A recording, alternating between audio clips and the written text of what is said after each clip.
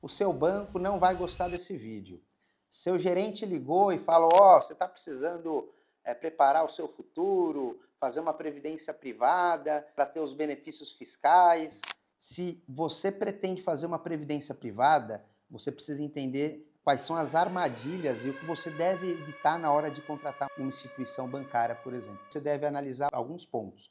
O primeiro deles são as taxas. Então, se oferecerem uma previdência privada que tenha taxa de carregamento, você fuja, porque hoje existem várias opções no mercado de previdência privada que não cobra taxa de carregamento. O que é taxa de carregamento? É uma taxa que incide diretamente sobre o valor da contribuição. Então, se você faz uma contribuição, por exemplo, de R$ 200 e tem lá uma taxa de carregamento de 2%, a gente está falando que R$ 4 ali dessa contribuição de R$ 200 é taxa e eles vão aplicar 196. Então, tem muitas previdências que hoje não cobram taxa de carregamento, cobram apenas a taxa de administração.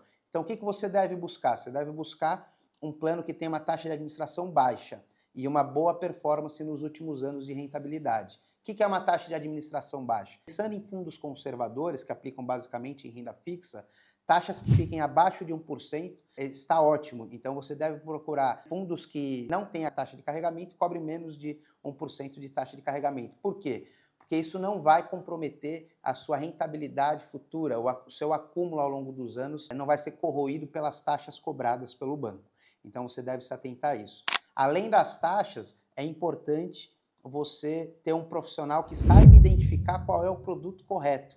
Porque tem muita gente aí que faz o VGBL e deixa de ter o benefício fiscal que o PGBL oferece. Por quê?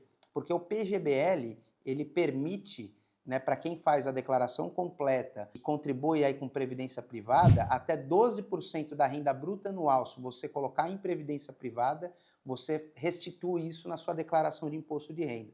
Então, por exemplo, uma pessoa que tem uma renda bruta anual de R$ 100 mil, até 12% dessa renda bruta, se ela colocar em previdência, que seria R$ 1.000 por mês, durante 12 meses, né, que daria R$ 12 mil, ela tem a possibilidade de restituir R$ 3.300 de imposto de renda, ou restituir ou deixar de pagar. Então, você percebe como o benefício é enorme para quem faz o produto correto e utiliza a previdência privada para usufruir desse benefício. Então, se você não tem um profissional que saiba te indicar isso, você deixa de ter este benefício. Aí tem gente que faz o VGBL tendo a possibilidade de fazer um PGBL e ter esse benefício fiscal e acaba abrindo mão de um bom dinheiro ao longo dos anos. Já o VGBL, ele é mais indicado para quem? Para quem faz declaração simplificada.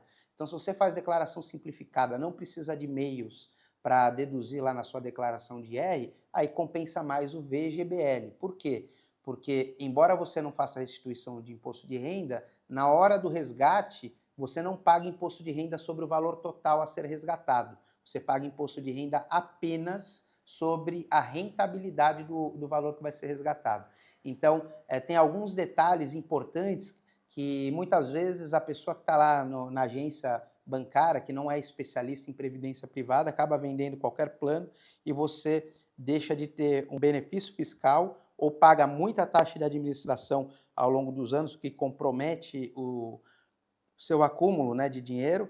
Então, por isso a importância de você ter um bom profissional para fazer essa indicação. Outro ponto importante que muitas vezes as pessoas não se atentam, né, na hora de contratar a previdência, o que você deve buscar? Você deve buscar uma previdência privada que tenha um bom histórico de rentabilidade nos últimos anos, e não apenas do mês ou dos últimos 6 meses, mas sim dos últimos 5 anos, 10 anos. Por quê? Porque você consegue analisar qual é a performance que esse gestor vem fazendo dos recursos daqueles clientes que colocam o dinheiro na Previdência.